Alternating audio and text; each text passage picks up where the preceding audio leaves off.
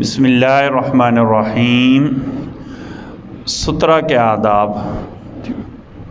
اچھا، یہ ہماری مسجد میں بھی سترے پڑے ہوئے ہیں، ٹھیک ہے نا۔ نماز پڑھتے ہوئے اپنے سامنے اوٹ لگانا، نماز پڑھتے اپنے سامنے اوٹ لگانا یا رکاوٹ لگانا، ایسے سترہ کہتے ہیں، ٹھیک ہے نا۔ سب سے پہلے ہے کہ نماز پڑھنے والے کے آگے سے نہ گزرا جائے۔ نمبر 2، لوگوں کی آمد و رفت والی جگہ میں سترہ لگا کر نماز پڑھنا جائے۔ عبداللہ بن عمر فرماتے ہیں کہ نبی کریم صلی اللہ علیہ وسلم ایسی جگہ نماز پڑھتے جہاں سے لوگوں کے گزرنے کا خطرہ ہوتا تو آپ صلی اللہ علیہ وسلم نیزہ گاڑ لیتے، پھر نماز پڑھتے تھے، یعنی اپنے سامنے اپنا نیزہ لگا لیتے، اس کے پیچھے نماز پڑھتے۔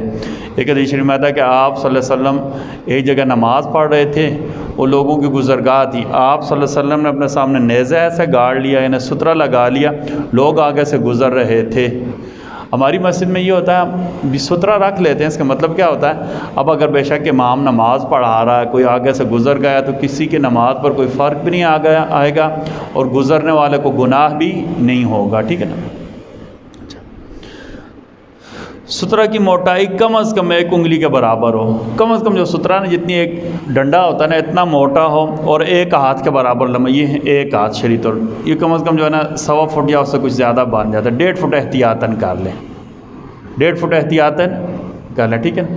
گھروں میں بھی ویسے بھی سترہ، مسجد میں بھی سترہ ہو، اس لیے ہم نے رکھے ہوئے ہیں کہ کوئی نماز پڑھ رہا تو اس کی نماز بھی صحیح ہو جائے، اور کسی کو جلدی ہو تو آرام سے آگے بھی گزر جائے۔ جمعہ دن ہمارا معمول ہے ہم مختلف جگہ پر بکھیر کر رکھ دیتے، کچھ ادھر کچھ ادھر کچھ ادھر، تاکہ لوگوں کو تکلیف بھی نہ ہو، لوگ گزر بھی جایا کریں گے۔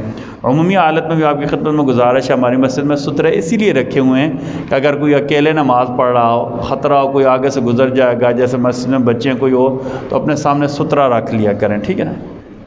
اچھا، سترے کے درمیان سے گزرنے والے کو روک سکتے ہیں، مثلا سترے کے آگے سے تو گزر سکتے ہیں، بعد اب پتہ نہیں ہوتا آگے سے گزرا تو ایک دفعہ ہاتھ آگے کر لے، اتنے میرے ہاتھ کی اس سے روک سکتے ہیں، ٹھیک ہے۔